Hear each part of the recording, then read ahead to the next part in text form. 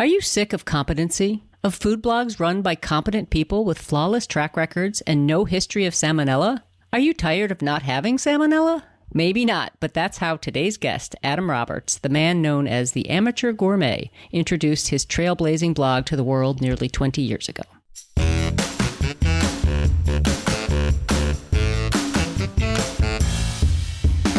Welcome to Everything Cookbooks, the podcast for writers, readers, and cooks. I'm Molly Stevens, and I'm here today with Kate Leahy.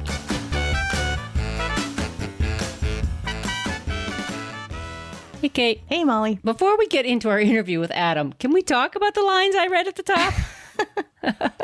Oh my God. Yeah. I mean, it's really funny. And like, who talks about salmonella? Nobody. It's like a rule. Like you get your food writer handbook and it says the first rule of writing about food is don't mention salmonella. And he's breaking the rule right out of the gate. Right out of the gate, his very first blog post. And it goes on to say, well, if you are, you're in the right place. It's just, he's funny from the get-go. And naturally funny. I mean, that's something that will grab anyone's attention. It's like, well, am I sick of competency? Yeah, sure. I mean, you get tired of seeing all those perfect cakes and perfect food magazines. So really, really strong start. Talk about a hook. Brings you right in. So great person to talk to about voice. Yeah. So to talk about how blogging can lead to a cookbook career, we're pretty psyched to have Adam Roberts on the show today. Adam launched Amateur Gourmet almost 2 decades ago, and since then his career has taken so many twists and turns. He's continued to break new ground as a writer, a content creator. He's written 3 books, including he's got a cookbook that's just come out this fall entitled Give My Swiss Chards to Broadway. We'll talk to him about that. He also writes a Substack newsletter, hosts a podcast, produces an insane amount of short-form video. In fact, he's so prolific that we don't know how he found time to speak with us today, but he did. And we're thrilled. Adam, welcome to Everything Cookbooks. Thank you so much. I'm truly honored to be here. I'm a fan of both of your work and I love your podcast. So thanks for having me. It's great to have you here. It's a treat, especially because you do so many things that you had the time to be on our podcast. It's kind of a miracle. So thank you. Well, it's funny because I do a lot of things and yet it still doesn't feel like a career. Like I do like podcasting and TikToking now and all this stuff. And my parents still have no idea what I do for a living. So I am busy, but I'm not sure what I'm busy doing. But thank you. I would love doing it. So. I can relate to that, actually. Right. And actually, that kind of brings for our first question. I mean, it sounds like from how you got your start, you were in law school and you were just like, what am I doing in law school? And then, the rest is sort of history. So I thought we just to get our listeners acquainted with your backstory, we could go into the Wayback Machine and go to when you started your blog. So can you just tell us a little bit about the origin of the Amateur Gourmet? This was pretty groundbreaking. Thank you. I mean, I started my blog in 2004, which at the time, I didn't even know what a blog was. It was 2 of my friends were like, you need to start a blog. And I said, I don't know what that is. The lead up to that, so I was in law school. I was pretty unhappy. At the time, I had always been interested in food. I'd never cooked before a day in my life. I'd never touched a stove. My family didn't cook. We ate at, my parents love food, but they love restaurants. So we would eat out all the time. And so when I got to law school, which I really just did to please my parents, because I wanted to be a writer, but I didn't know how to do that. So I was like, oh, I'll go to law school, which is a terrible idea. I mean, my mom was like, you can be like the next John Grisham. And, how many John Grishams are there? I mean, it's not and realistic. Also, it's like, maybe you should become a writer if you're going to become the next John Grisham. I mean, clearly he didn't like being a lawyer. Right. So. I mean, he happens to write about that stuff, but I mean, it was a really bad fit. So at that time, I was starting to discover books by Calvin Trillin, Ruth Reichel, and I started reading them, especially Calvin Trillin, because I loved comedy writing and I loved eating. And then when I read him, I was like, oh, he's funny and he writes about food and he's not pretentious and I get what he's writing about. And at the time there was a forum on the internet, I don't know if you guys remember this, called Eagle It. Yeah, absolutely. Yeah. And I used to participate in it. I would read it. It was just almost it's not a chat room, but not kind of Reddit-like. Oh yeah, like an early Reddit. Yeah, that's a good way to put it. Yeah, totally. And so I would write, I'm going to experiment and make risotto, and I'd put it on there. But at some point I went to Chicago and I ate at Charlie Trotter's restaurant there in Chicago with my friend Alex. And we were, we were like straight out of college. Like we had never been to a restaurant like that where it was so serious and intense, and we were terrified, and it was just we did not have a positive experience, I'll be honest. So in my little winsome, carefree way, I went on Eagle and I wrote a post called Charlie Trotter Super Dud, like sort of like Jesus Christ Superstar, and I wrote this like whole review just about every step of the way, and like the waiter like was intimidating us about not ordering wine, and just I wrote this whole thing. Little did I know, I was like setting off a bomb. Like it caused like a torrent of responses. And Anthony Bourdain, who I was a huge fan of, started defending me in the chat. Like Amazing. He was like, this is a valuable review. Like we need more cats in the temple, which I guess was a reference to this quote of like throwing a cat into the temple to cause chaos. That's when my friends were like, you need to start a blog. You need to, get this stuff out there. So I literally just, what were some of the early ones, like WordPress, whatever. Yeah, the early, WordPress. Like, Movable type? Was that Typepad. something? I think it was called Typepad. Yes. Yeah, I think that sounds familiar. And I just entered Amateur Gourmet, and I had no plan, and I had no preconception of what I was going to do. I was just like, well, I don't know that much about food and cooking, but I'll put it all on there. And then I just started, and, like right out of the gate, like, I would put things on there, like when I had like disasters in the kitchen, when I would have successes in the kitchen. I made videos, I made like songs. I used to write a song about what I ate for dinner every week. And it was just quirky and weird, and somehow it grew an audience. And 16 years later, I'm still doing it. So that's amazing. I hope that wasn't too long-winded. Yeah. No, so you were still in law school when you were, where you were creating these posts and at the first, Adam, I have to say, 2004 is your sort of origin story. It's also when we first became aware of each other, because my first solo cookbook came out in 2004. Really? Yeah. In the fall of 2004, All About Braising came out, and I had no idea what I was doing. I had no idea how to promote a book. I had, nobody had ever heard of me. And you wrote a blog post about the braising book, which I loved, and it changed my life. Your book, I mean, truly, that book is one of my favorite cookbooks of all time. So, well, thank you. And it was a very glowing post, and I was just thrilled, ecstatic, because somebody noticed it, and you wrote about it, and I think it really helped the book too. So it's just funny how here we are, however many years later, chatting on a podcast. That's so funny. Yeah. It's funny to hear you say that too, because when I bought that book, I was like, Molly Stevens, like, this must be a very important, serious food writer. Like, I mean, it just your name on the cover. I was like, oh, and then you left a comment. I was like, oh my God, I got a comment from Molly. So I assumed you'd written like 20 cookbooks when I got that book. So now that I know, I fully regret writing that post. Well, and I had been involved with books. I certainly had been in the cookbook scene for a while, but it was my first solo book. So for me, it felt very much like I was out on a limb. That was before it was the Molly Stevens. It was just Molly Stevens back then. You had to put the Molly Stevens. We're going to edit that part out, Kate. We're not going to. Well, no, but I was going to say that book was so important to me. I don't know if you feel comfortable with all this flattery, but that book taught me the technique of braising, which really was the first technique that I got very good at. It was really mind expanding, because then I was able to apply it to so many other things. But you really not only like got me interested in cookbooks, but it also got me interested in like taking my cooking to the next level. So thank you for that book. Wow. It was really important in my life. It's an important book, Molly. Right. Take a moment, but I do want to ask. Right. I do want to ask you a question. So, but thank you very much for that. But a lot of your early writing, to me, in the early blogs, and to some extent, much of what you still write about, comes from this sort of exuberant love of cookbooks. You're always coming up with a new book. You're talking about a new book. You seem to love to cook other people's recipes and follow you, and you've learned a lot about cooking, and we can talk about whether or not you can still use amateur as you describe yourself, but that's a separate topic. But you clearly learned a lot about cooking from your love of cookbooks. Do you think you've also learned about writing from them? Oh yeah, I think that's a great question, because I never really thought about that, but there's something that's more challenging, I think, about writing a good head note than it is maybe to even write an essay or write a short story or write a play. I mean, because you have to pack so much in there. And I think there are really bad head notes that are just dry and uninteresting. And I think there are glorious head notes that are full of personality.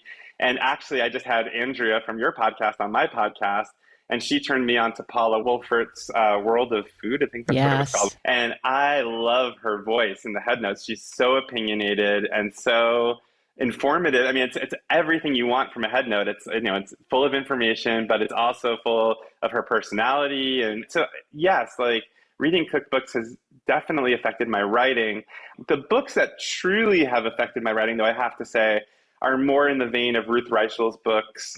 As I said, Calvin Trillin. I mean, an early book that I read, and I don't know how it's viewed now, but was Amanda Hesser's Cooking for Mr. Latte. I loved that book. I thought that was such a cool book that it was like a diary, but it was also filled with amazing recipes, including one for an almond cake that I still make to this day. That's a great recipe. Oh, I love that. It has sour cream and almond paste. But I just love that merging of storytelling, which is what I'm most interested in, is storytelling as a writer, and cooking. Like, to me, if you can contextualize a recipe, whether in a head note or in a book of essays, and give it some kind of spin or make us think about that recipe in a way that gets us excited to cook it, it totally changes your experience of making it and eating it, I think. If you just say, like, mix together some oats and yogurt and put it in the fridge overnight, it's like, okay. But if I said to you, like, my grandmother used to mix together oats and yogurt and put, it's her overnight oats, and she made it with so much love, and this is the recipe. I mean, it just changes how you think about it. That's sort of how it's affected me. No, that's a really good point, though. It's just, it's kind of, it's service writing in a way when you're writing about food, but it's also storytelling, because there's a lot of recipes out there. And how are you going to get somebody to pay attention to this particular recipe? You got to have a hook. You got to have a story. You got to have a point of view. So that's a really, really good point. I wanted to ask about what it was like to write your first book. So this is a book. It was, correct me if I'm wrong, The Amateur Gourmet, How to Shop, Chop, and Table Hop Like a Pro, almost. That's all essays. There's no recipes in that, if I remember correctly. There are a couple recipes. There are recipes, but they're not my recipes, though. That was part of it. I pulled them from other books and gave credit. So, yeah. But there are also recipes with, like, the book ends with a popcorn, a caramel popcorn from, is it Nancy Silverton? And your head note to it reads, "I've never successfully mastered this recipe. Please try it." So I still haven't. Yeah. I haven't even tackled it again. I mean, it's something about making caramel corn. I think it's just, I don't know. I could probably do it now, but I stopped trying to do it. Yeah. You're a digital native, really. You were writing, you were blogging, you had unlimited space to write what you wanted to write. And then you could also jump around from topics. But then you were faced with putting your voice and putting your ideas into a book format. And I think it always seems easier before you get into it, how hard it is to put together a cohesive book. So I was just curious to know, like, what was that process like, writing your first book? Well, it's so funny because, like, thinking back on it, I almost feel like emotional thinking about it, because I was so naive, like truly naive, thinking that when I wrote this book, it was going to be a New York Times bestseller. I was going to be, like, flown around the world. I was going to get, like, accolades, awards. I mean, that was what was in my head. Like, I mean, I'm writing the great American book about food, And so I think, to answer your question, I loved the writing process. I mean, when I was writing it, I was just so full of confidence and excitement. And it felt like my first opportunity to really get my voice out there. And also to, like, hone my craft a little, because I'd gone to grad school for playwriting at NYU. And that was also all about storytelling and structure. And structure was something I really struggled with in grad school. So in telling these stories in the book, and each chapter was about a different skill, like going to the farmer's market or learning how to use a knife, I really tried to structure them so that there was a beginning, a middle, and an end to the stories within them. And so I just really loved this opportunity to tell this story, which also the larger narrative was about starting not really knowing much of anything. And in the last chapter, I cook a feast for 10 of my friends. Which is amazing. That's an amazing moment, too, because, like, the lamb goes wrong, it doesn't cook, and then you fix it. You've read it more recently than I have. Yeah, I haven't even, like, looked at it in, like, 10 years.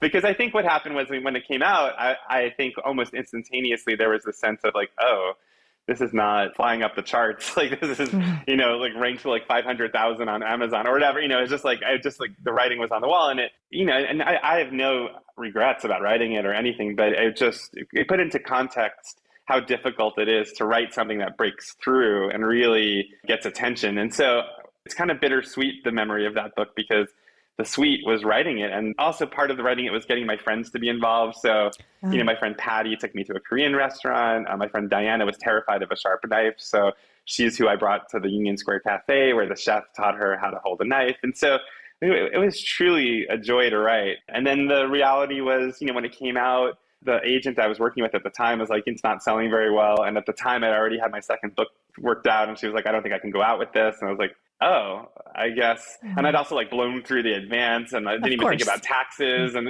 just like, I was 25 or 26. So I was just very naive. But I mean, I'm still super proud of it. I get happy when I see it on my shelf. So it's just a complicated feeling towards it. I think we've talked about this on the podcast, that feeling, especially I think with the first book, but it doesn't really go away, where the process is you're so involved with the process, but then when it finally comes out, you really have so little control over what's going to happen to it, what else might be happening in the world, how it's going to be received. So you have to really be in love with the process. It's a story I've heard, and one I could tell myself as well, about books that I've worked on. And so did you switch agents then, can I ask? Yeah, years later, because that book wasn't a cookbook, and the second book I wrote was. And what happened in between was I became friends with Renato Poliafito and Matt Lewis from Baked, who wrote the Baked cookbooks. And we became friends, and they raved about their agent, Allison Farges at the Stone Song Agency. And they set up a meeting for me, and I met her, and we clicked right away. And that's the main thing that happened. And so I think I cast my first book in a negative light, in the sense, I'm making it sound like it didn't do anything for me. But one thing that it did do for me is it helped me get a job at the Food Network, which is ultimately what set the stage for my next book. So there was a lot of good that came out of it too. I mean, having a book, whether or not it's a bestseller, is a great calling card. And I think it raised my profile. I was written about in, the Boston Globe, Daily News, and somebody caught wind of me at the Food Network around that time and hired me to host a web show for them, where I went around and interviewed Rachel Ray and Bobby Flay and Anthony Bourdain and all these people. And so when I met Allison, she's like, we should parlay this web show into something. And the original idea was I was going to cook with like celebrities and cook with, and that sort of morphed into cooking with chefs. So the first book definitely, was like the first step on the staircase to the second book. And then you can, of course, put after your name, cookbook author. Yes. Mm-hmm. I think it's underappreciated how hard it is to write, say, nonfiction essays and put them in a book format. So, I mean, I'm just thinking back of one of your essays. I think you're talking through a friend who doesn't cook on how to chop an onion. And it's just like, I can picture it. I mean, it's so visual, and you can really, you're so excited about it because it's a new skill for you, and you want everyone else to be able to do it. And it's just like, you capture that excitement that I think is something that's like a through line in your work. But I do think maybe people underappreciate how hard it is to craft, say, nonfiction book of essays and make them sound like they're part of a coherent story, which with your background, you were thinking through that, which is like, you were thinking through like, it needs a beginning, middle, and end. It needs to, it has to have momentum. When you were working with your editor, what was that process like? So my editor's name is Philip Rappaport. It was at Bantam Dell. I think I put out of business. I don't think that's a publisher anymore. I think they were a division of Random House, so they were part of Random House. There were other factors at play. I remember there were a lot of but I remember going into Random House, that lobby. I mean, I'm sure you guys have been there, and just being like, "Oh my God!" It's like walking into a kingdom or a castle, like with books all along the walls of all of their authors. So I wrote early drafts. I mean, the one that comes to mind in terms of the editing was this chapter about cooking for my family. My family, it's a very complicated relationship in terms of food, because my mother and grandmother, who's no longer with us, but at the time, my mother and grandmother were matriarchal, and it all surrounded food, but it had much more to do with like eating meals out. And they come from a patriarchal Jewish culture where it was very strange for a man to cook. And I don't think it was something they smiled upon. I don't think they were thrilled that I was like making my way into the kitchen, and I think it was almost seen as a novelty. So I remember writing this very dense, detailed chapter about my family for that book. And there is a chapter about cooking for my family in that book, but I went into like tragedies that my mother had gone through and my grandmother had gone through. It was very dark. And when I submitted the book, I think in my mind, I was like, oh, this is a really good chapter. I mean, this is really like complex and interesting. And then I remember when my agent and editor got back to me after I submitted, or they had spoken to each other. They're like, the only chapter that's not working for us is the family chapter. It doesn't feel like it's the same tone as the rest of the book, and it doesn't match the exuberance and the lightness and the fun.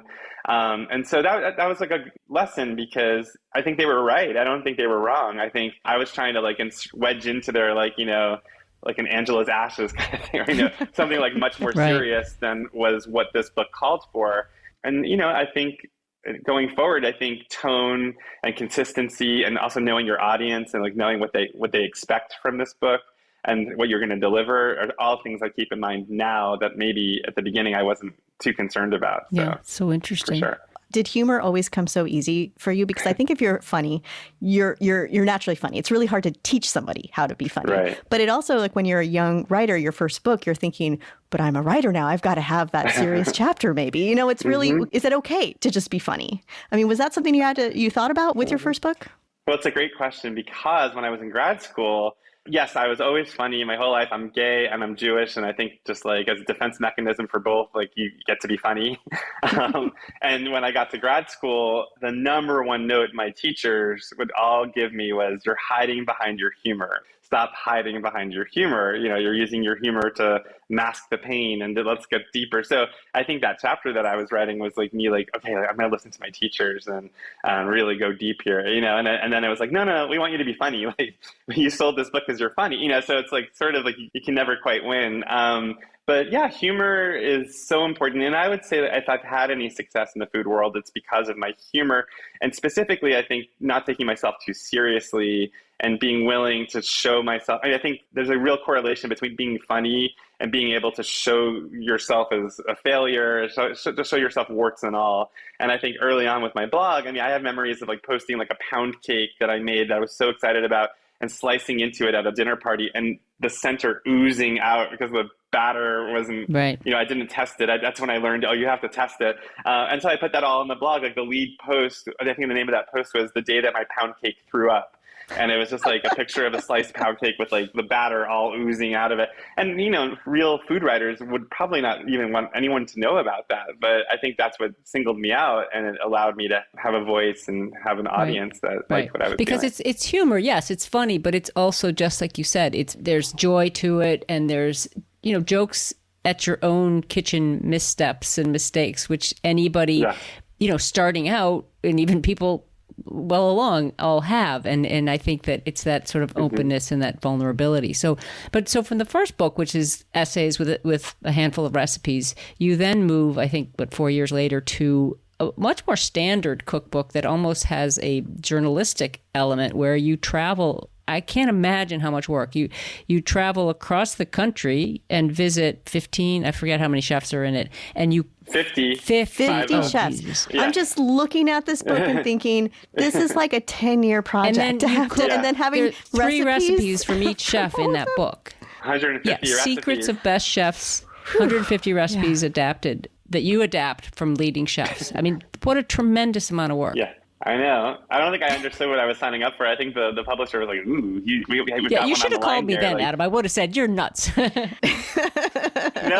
I was so naive about it. Again, like naivete, but yeah, I had no idea what I was in for, but I loved it. I guess part of it is the process of doing it and how long it took, but also it's kind of, it is a departure from, your amateur gourmet voice, and now you're into communicating more actual cooking lessons and cooking knowledge that you're learning from Jonathan Waxman and from, oh my gosh, the list of chefs in that book is just astounding. Oh, yeah, it was like Lydia Bastianich, Alice Waters, Jose Andres.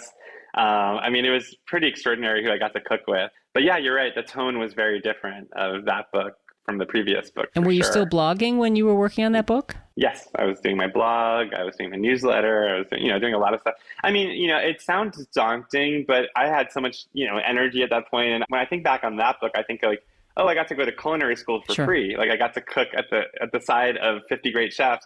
It's so funny when you said it's journalistic, because there was this moment when I was at Tom Douglas's restaurant in Seattle. I had like a little moleskin notebook, and he was cooking next to me, and I was like taking notes. somebody walked by and said, "Hey, Tom, what are you guys doing?" And Tom said, "He's pretending to be a journalist and I'm pretending to be a chef," which I thought was so funny because I looked like way over my head because I was like, when I look back on how I did that, that was so stupid. Like instead of asking the chefs to send me the recipes, I would literally like watch them cook and write down, okay, 2 tablespoons salt, 3 tablespoons. Like I would be frantically scribbling, like watching them, and then I would go home and try to recreate it and read my handwriting and be like, what was I thinking? Like I should have literally asked them to type this up. So, I mean, there were just a lot of mistakes. The other crazy part about that book was I was responsible. So this is all insider biz, so I assume my editor's not listening. I love my editor. She was fantastic. But when I sold that book, they were like, you're responsible for your travel and you're responsible for your photography, travel photography, just with the chefs. You're responsible for paying for that. So, I mean, my advance was not huge. So I didn't really do the math in my head, but it's like, oh, wait a second. It's like all the travel, I went to like 8 different cities. I mean, I went to, Atlanta, Seattle, Portland, San Francisco, LA, New York, I mean, all over. And then the photographer, luckily I found this amazing photographer who was, young like I was at the time and eager to get her work out there. And so, I paid her what she said, what we both deemed was fair. But today, if you offered me the same book deal with the same stipulations, I'd be like, absolutely not. Are you crazy? Like, that would be insane. So I think when you're young, you get to do stuff like that. And as you get older, unfortunately, you get wiser.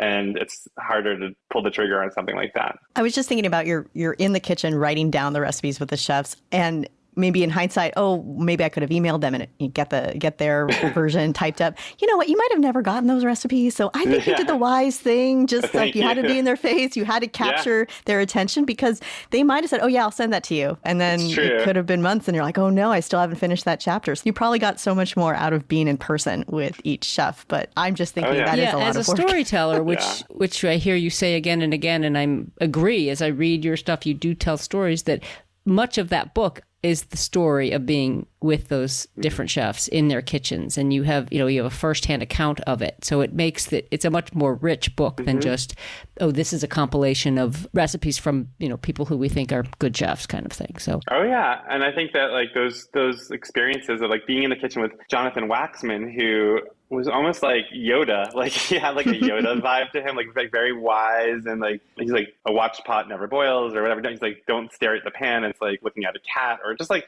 very like funny things. Like but his whole energy was just all about confidence and being relaxed in the kitchen. And so that if you just read the recipes and didn't read the essay, you would kind of miss the point of what he was trying to teach me. And all the chapters were sort of like that, sort of these experiences. Like Lydia Bastianos had us to her house in Queens at like 6 a.m. with like, at the time her mother was alive, and like was doing the dishes in the sink, and like we were like making clams at like 7:30, but that put it in context of like this Italian family style cooking that she does.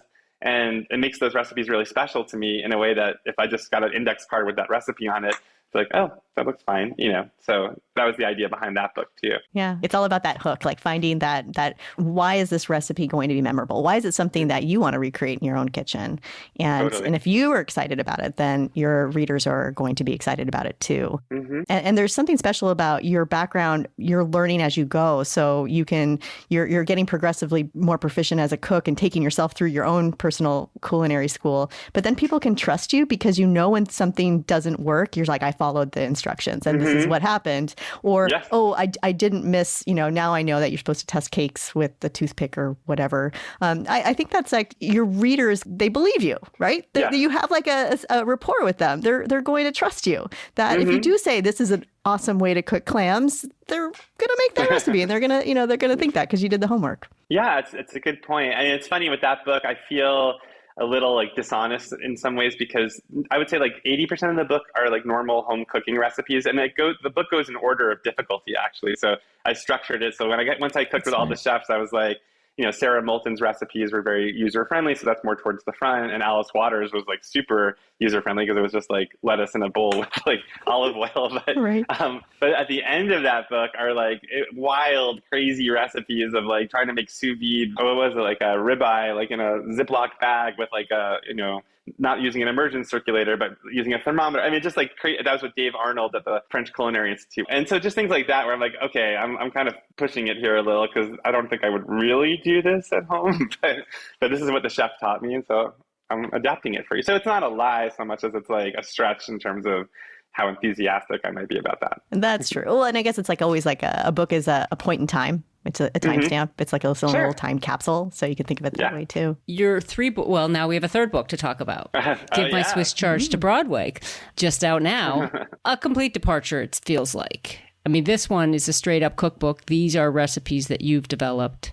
You have a co-author. But it's, I mean, if you look at your body of work from, I mean, the blog, obviously, and now we're going to run out of time with talking about, you have a Substack, you have a YouTube, you're on TikTok, you have a podcast. I don't know, Adam, what else are you doing out there? I don't know. I need like a Broadway musical next, and I guess this is the way to do it. But so now you have, speaking of Broadway musical, you have a new book that is a straight up cookbook. I don't know if straight up is the right term to use in describing your work.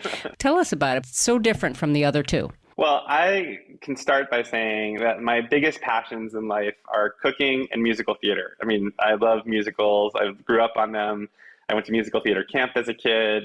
Anytime I'm cooking, I'm blasting show tunes. And one of my favorite musicals of the past 10 or 15 years was Spring Awakening, which I don't know if you guys saw that on Broadway, but it was a big phenomenon when it came out. And it gave us such celebrities as Jonathan Groff and Leah Michele from Glee and, all these people. And one of the actors from Spring Awakening is this guy, Gideon Glick, who went on to get Tony nominated for To Kill a Mockingbird on Broadway. And he's just an incredible actor. He's on TV and stuff. And we followed each other on Twitter. And I guess 2 years ago at the beginning of the pandemic, he tweeted this idea for a children's book called Bernadette Pizza, which there was a play on Bernadette Peters. And all these people were responding. And I sent him a DM. I was like, you should totally do this. It's a great idea.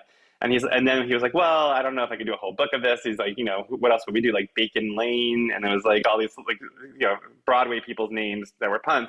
And I said, well, you could actually make it a cookbook and then do it more based on the musicals instead of the names of the people. And then we just spent a month texting each other puns on musicals, like Sunday in the Pork with George, The Sound of Moussaka, She Loafs Me, Chicken Breast Side Story. That was one of my favorites. And we were just cracking each other up, and it was just for fun. I mean, we were just amusing each other, and it was really a great way to spend the pandemic because we were, just home doing nothing. And then at some point, I said, speaking of Allison Farges, my agent, my literary agent who helped sell the second book, I was like, Allison loves musicals. I was like, maybe I should actually pitch this to her. So I wrote her an email, not really expecting her to think this could really be a cookbook. And instantaneously, she wrote me back I love this. Yes, yes. So then we developed it into a proposal. And to our delight and surprise, we sold it to Countryman Press, which is a division of Norton. And then the real work began of really thinking about these puns and these musicals, in terms of recipes and how I could reflect the shows in the food. And then the first one I made was Sunday in the Pork with George, which is maybe the one I'm most proud of because that's a musical all about the painter George Seurat, who did pointillistic painting, most famously the Sunday in the Afternoon and the Island of Grand Jet, which you've seen in Ferris Bueller, the one at the Chicago Museum. Anyway, so I was like, how do I make pointillistic pork? And I was like, oh, I make meatballs and do flecks of peppers and herbs in them. And so that was the first one where I was like, oh, that makes a lot of sense. So in a food processor, I blended up onion, red onion and orange pepper and herbs, and then mixed it in with meat and fried. I was and they came out looking just like what I wanted them to. So I was like, this is the start. And the rest of the recipes are all like that. They're all inspired by the musicals, which made it easier to write an original book of recipes because I wasn't trying to break the mold on, gastronomy. I was just trying to write recipes that match the musical. I think you have your father-in-law's biscuits, or there's his crab cakes. Yes. Crab cakes. Oh yeah, I do. Those are pretty extraordinary. And it's funny because that's cabaret, which is based on cabaret. And I tried to introduce sauerkraut into those crab cakes because I was like, well, I want to have a German element to the crab cakes. And Steve, my husband's dad, they have a cabin in the Pacific Northwest off of Bellingham, Washington, where they catch Dungeness crab and they make these extraordinary crab cakes. So I asked him to add sauerkraut to it, and he was not too pleased with it. So we yanked the sauerkraut out, and that is his recipe. But that's amazing. Yeah. So all the recipes came from a pun or a play on words. And then from there you said, okay, I'm going to take that idea. I was laughing, like reading through the book. I mean, you have, of course, The Sound of Moussaka, which you mentioned. Then you have like Cheese's Crisp Superstar, casserole. And I love the head note for casserole because you talk about like how the rotini pasta could be like a cat toy. And then also how the musical Cats really doesn't have a plot. Don't worry about it. Just make this casserole. And it's a tuna casserole. And everyone knows who has cats. You open a can of tuna, you got a lot of friends around. So you got it. There's a lot of layers there. Yeah. Yeah, but it's also like, probably 200 words. It's a lot of, it's like a lot of information that you condense. And it just was so funny. I don't know. I just was like reading this cracking up. Well, I should give some credit. I give a lot of credit to my co-author, Gideon Glick, because, he's not a chef or a cook in the same way that I am. I'm not a chef, but like he doesn't cook that much, but he knows so much about Broadway. He's a hilarious writer. So these head notes were truly a collaboration. And then to even things out, like, he does all this theater trivia at the end of every recipe. He tells you stuff about the show that you might not have known, and like, when it won the Tony or blah, blah, blah, blah.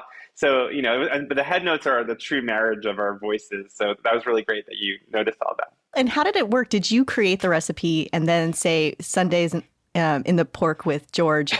Then you make those meatballs and then you send Gideon the recipe for the meatballs and then he makes it. And then he's like, okay, I have a question. Because that's great because then you're cross-testing it with somebody who's not a professional but likes to cook at home. Yeah. And he's an actor, so he didn't like using the butter and the olive oil in my recipes. I saw that note. Right. I saw that note in one of your recipes, or it was in the beginning. I think it was a Sunza ball of butter. I think that was your... the tips for cooking. Yeah. Right. Your tips for cooking.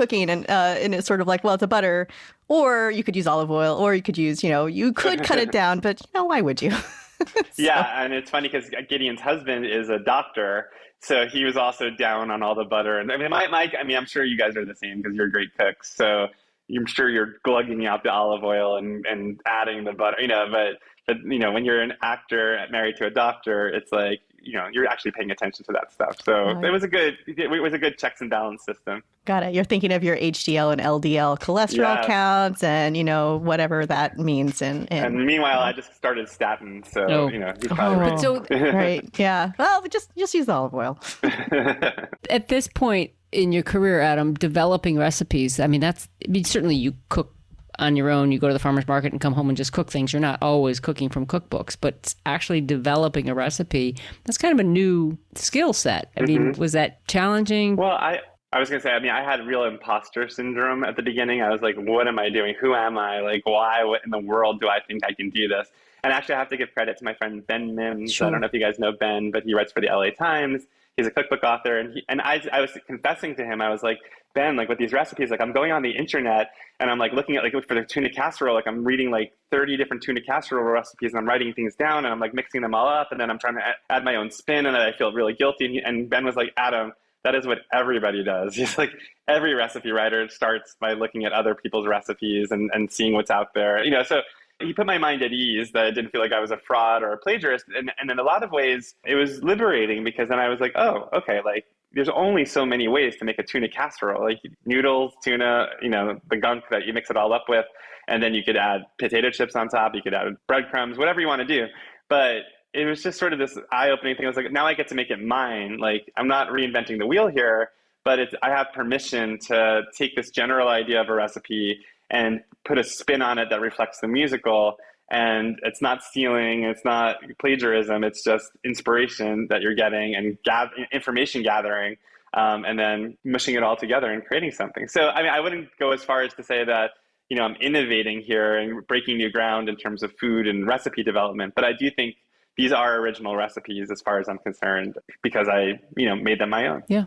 No, that makes a lot of sense, and I just love how layered this whole thing is in terms of the puns are nonstop, but it is so layered in that even throughout the head notes and the footnotes and everything else. So, you've talked a lot about Sunday in the pork. Sunday in the pork with George. Are there any other recipes that you're particularly cooking a lot yourself or that you're particularly excited about? Yeah, I'm actually very excited about our Wicked recipe. I'm sure you guys have seen Wicked, right, on Broadway? No. Are you musical theater people? I can't tell. I know that one of you might be, but Molly, are you a musical theater fan? You could be I mean, honest. I'm not, but I don't. I wouldn't say I am. No. How about you, Kate? Are you? Yeah, I was a failed musical theater. I mean, I think it was like middle school, trying out for Lil Abner, getting sort of maybe like a backup role on the chorus, and then thinking, maybe soccer is better fit for me. So I was kind of, Okay. but I had some friends who were incredible, and they could hit all the notes in Phantom of the Opera, and you just wanted to hang Right. out with them because they were just so amazing. So I have a lot of respect for musical theater. I do not have the Got it. skill set for it. What about the fandom, though? Are you a fan of musical theater? Well, I think I think I'm a Leighton fan. I think it was like buried and then I was looking through your book and I was remembering certain things. And then there was certain phrases where I'm thinking, oh, I don't remember which musical that was. And I was Googling it. I was like, oh, that was Funny Girl. Or, so there's things in the back of my head that I think, I don't know, like I kind of forgotten about, but it's there. I have the foundation of being a fan. I just need to be reacquainted with my fandom, I'll say. Well, I hope this book inspires you to be. But I was going to say Wicked, which I hope you guys have seen. I did a recipe called Wicked Doodles, which are snickerdoodles, but they have matcha powder in them to turn them green because it's about the Wicked Witch of the West. And then I added a little green food coloring to make it a little greener. But that's one of my favorites because it's really a simple concept. It's like a snickerdoodle with green matcha, but it actually tastes really good. The matcha adds a bitterness and a complexity to the snickerdoodle, which sometimes I find too sweet. So it was one of those cool moments of like, oh, this only would have happened because I'm doing this pun on a musical, but it actually led to something really delicious. Although I had to give a warning to parents who make it that matcha has caffeine because I ate like 6 of them when I was testing it, and then I was up all night. So I learned that the hard way.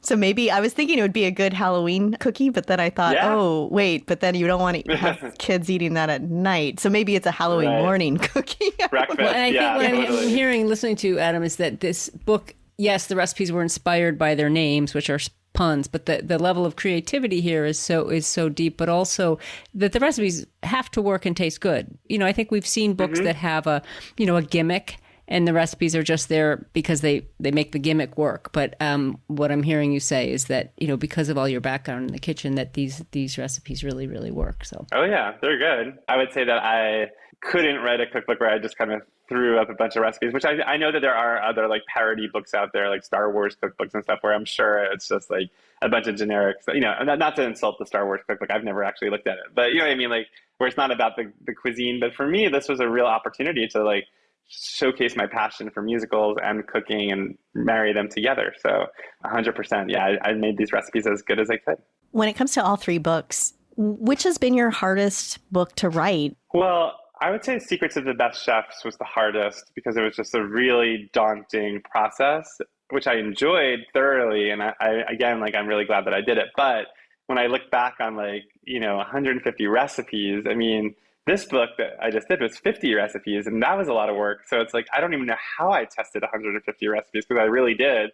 And I think there was a lot I didn't know about cookbook writing when I wrote Secrets of the Best Chefs in terms of getting people to help you, having recipe testers, there are systems in place, as you both know, to get through the process of writing a cookbook. And I think with this new one, I'd been cooking long enough that I was able to kind of figure out a system where it's okay, I'm going to test it once, and Gideon will test it, and then I'll do it again, and then maybe I'll send it to a friend, and then I actually used my Instagram followers who volunteered to test some of the recipes too, which was great. And so this one was actually the most fun to write, I would say. And the first one was really fun to write, but this one, to have a collaborator was great. So to have somebody to call and be like, ooh, this didn't come out, or ooh, I don't know about this pun anymore. It's not funny to me anymore. It was just great to have Gideon to talk to and work with. So if you can collaborate on a cookbook, I would highly recommend it. Do you have another book in the works? That was what I was going to ask. Oh, well, it's actually going to amuse you because of everything we were talking about, but I'm trying right now to work on a novel. I was going to ask if you've ever done fiction, actually. Yeah, I'm working on a novel. I've been working on it for a while. It's really hard, but I'm trying to weave recipes into the novel. So it's a story about a family that's obsessed with food. It's about these basically former food critics, or they're kind of loosely modeled on Jane and Michael Stern, the road food people, and their children. And and the family and where they're all at now and sort of coming back together. So I've been working on that for the past year, and I don't think you'll be reading it anytime soon. I think writing a novel is much harder than I thought it was, but I am enjoying the process and I'm learning a lot. And otherwise, I have a couple other, projects up my sleeve, but that's the one that I'm working on every day and really trying to crank out. So hopefully I'll come back on your podcast when that comes out. That's fantastic. Yeah. I can't wait to read that book because it'll come out one day and then we'll have to chat about it and see how that process now that I've is. talked about it in public, now I really have to write it. So, that's true. The pressure. Yeah. Your energy to continually create content and change your mediums is something I think that it's impressive and it's fun to watch. So we really appreciate you taking time to come talk to us today. I had so much fun. I could keep talking for hours and hours. So thank you for having me. And I'll continue listening because your podcast is super helpful for cookbook authors. I wish I would have listened to it before I wrote my cookbooks. So now I am a full subscriber. So thank you. Thank you for listening to Everything Cookbooks. You can find us on Instagram at Everything Cookbooks and join the email list on our website, everythingcookbooks.com. If you have a minute, leave a review on Apple Podcasts or wherever you listen. This helps more people find the show. Sincere thanks to our editor, Abby Circatella, and be sure to subscribe so you don't miss an episode. Thanks for joining us today. We'll catch you next time. Till then, keep on cooking, reading, and writing.